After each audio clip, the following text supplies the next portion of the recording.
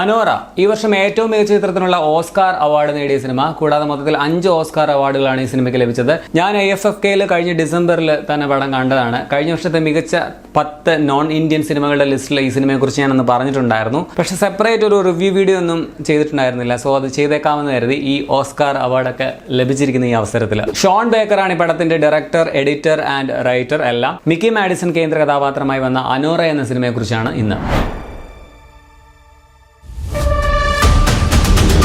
ഒരു night ക്ലബിലെ erotic ഡാൻസറായ Anora ഒരു കോടീശ്വരൻ പയ്യനെ കണ്ടുമുട്ടുന്നതും അവരുടെ പ്രണയവും തുടർന്ന് നടക്കുന്ന സംഭവങ്ങളുമൊക്കെയാണ് ഇതിന്റെ ബേസിക് കഥ.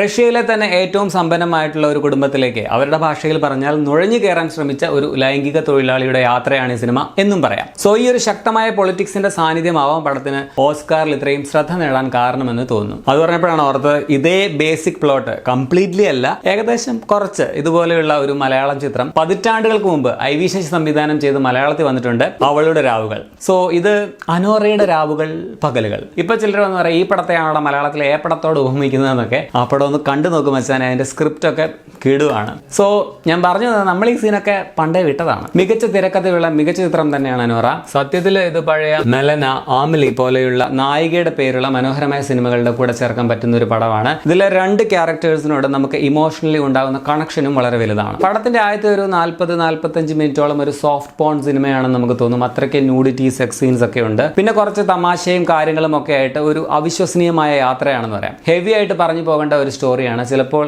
ഒരു കണ്ണീർ പടം ആകേണ്ട കഥയാണെന്ന് തോന്നും, പക്ഷെ അത് വളരെ സിമ്പിൾ ആയിട്ട് പറഞ്ഞിരിക്കുന്നു എന്നതാണ് സിനിമയുടെ വലിയ പോസിറ്റീവ്. പെർഫെക്റ്റ് ആയിട്ടുള്ള കാസ്റ്റിംഗും പടത്തിന്റെ മറ്റൊരു പോസിറ്റീവാണ്. അനോറയായിട്ട് മിക്കി മാഡിസന്റെ കിഡ് പെർഫോമൻസ് തന്നെ ഉണ്ട്. സ്റ്റിൽ അതിന് ഓസ്കാർ കിട്ടാനുള്ളതുണ്ടോ എന്ന് ചോദിച്ചാൽ, ഇപ്പം സബ്സ്റ്റൻസിലെ ഡെമി മൂറിനേക്കാൾ ഗംഭീരമാണോ എന്നൊക്കെ ചോദിച്ചാൽ എനിക്കും പെർഫെക്റ്റ് റിപ്ലൈ ഒന്നും പറയാൻ പറ്റില്ല.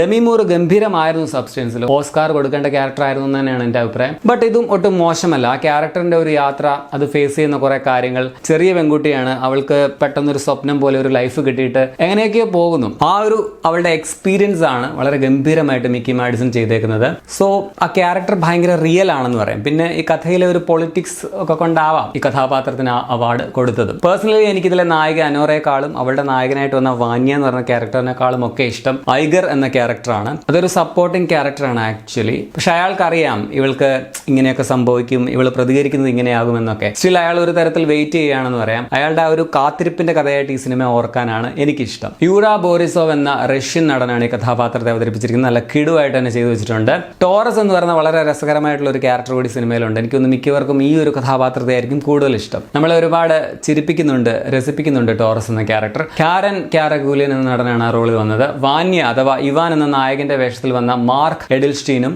നൈസ് ആയിരുന്നു. സോ അഭിനയിച്ച എല്ലാ താരങ്ങളുടെയും ഗംഭീര പെർഫോമൻസ് ഉള്ള പടമാണെന്ന് പറയാം. ടെക്നിക്കലിയും നൈസ് ആയിട്ടുള്ള ഒരു സിനിമയാണ് അനോറ. ഗംഭീര ക്യാമറ വർക്കാണ് പടത്തിന് എടുത്തു പറയാനുള്ളത്. വിഷ്വലുകളൊക്കെ ഭയങ്കര രസമാണ് കാണാനായിട്ട്. പ്രത്യേകിച്ച് സ്റ്റാർട്ടിങ്ങിലെ ഒരു കളർ ഗ്രേഡിംഗ് ഒക്കെ ഭയങ്കര രസമായിരുന്നു. അതിലൊരു മ്യൂസിക്കിന്റെ കാര്യം പറയുമ്പോഴും തുടക്കത്തിലുള്ള ഒരു സോങ് ഭയങ്കര സൂത്തിങ് ആണ്. ഡയറക്ടർ തന്നെയാണ് ഇതിന്റെ സ്ക്രിപ്റ്റും എഡിറ്റിംഗും നിർവഹിച്ചിട്ടുള്ളത്. പിന്നെ ഇത് കംപ്ലീറ്റ്ലി 18+ മൂവിയാണ്. കുടുംബത്തോട് ഒന്നും ഒരുമിച്ചിരുന്ന് കാണാൻ കൊള്ളുന്ന സിനിമയല്ല. ഒരുപാട് എക്സ്പ്ലിസിറ്റ് സീനുകളൊക്കെ ഉള്ള സിനിമയാണ്, അത് ഓർക്കുക. ഇതിന് മൊത്തത്തിൽ 5 ഓസ്കാറാണ് ലഭിച്ചിരിക്കുന്നത്. Best picture, best director, best actress, original screen play, best editing എന്നിവയ്ക്ക്. കൂടാതെ ബെസ്റ്റ് സപ്പോർട്ടിംഗ് ആക്ടറിനുള്ള നോമിനേഷനും പടത്തിന് പോയിട്ടുണ്ടായിരുന്നു. ഈ പടം നല്ല തന്നെയാണ്. പക്ഷെ പേഴ്സണലി എനിക്ക് ഇത്രയും അവാർഡ്സ് ഒക്കെ, അതും ബെസ്റ്റ് പിക്ചറിനുള്ളത് ഇതിന് കിട്ടാനുള്ളതുണ്ടോ എന്നൊരു ഡൗട്ട് ഇല്ലാതില്ല. കുറച്ചുകൂടി ഡിസേർവ് ആയിട്ടുള്ള സിനിമകൾ ഉണ്ടായിരുന്നു എന്നാണ് എൻ്റെ ഒരു പേഴ്സണൽ അഭിപ്രായം. സോ അങ്ങനെ നോക്കുമ്പോൾ കുറച്ച് ഓവർ റേറ്റഡ് അല്ലേ എന്നൊരു സംശയം ഇല്ലാതില്ല എന്ന് പറയാം. എന്ന് വെച്ചാൽ ഇത് മോശമാണെന്നല്ല, it's a very good movie. Anyway it's fine. പടം നിങ്ങൾക്ക് C5 കാണാൻ പറ്റും. 2 മണിക്കൂർ 19 മിനിറ്റ് ആണ് റൺ ടൈം. ഈ ഓസ്കാറിൽ ഒരുവിധം വന്ന കുറച്ച് സിനിമകളൊക്കെ ഞാൻ ആ non Indian best films of 2024 പറഞ്ഞിട്ടുണ്ടായിരുന്നു ആ ഒരു ലിസ്റ്റിൽ. സ്റ്റിൽ ഞാൻ സെപ്പറേറ്റ് ചെയ്യാത്ത ഓസ്കാർ പടങ്ങളുടെ റിവ്യൂ വീഡിയോസ് ഇടയ്ക്ക് ചെയ്യാമെന്ന് വിചാരിക്കുന്നു. അപ്പോൾ നിങ്ങൾ ഈ സിനിമ ആയിട്ടുള്ളവരാണെങ്കിൽ നിങ്ങളുടെ അഭിപ്രായം കമന്റിൽ രേഖപ്പെടുത്തുമല്ലോ. ശരി എന്നാൽ.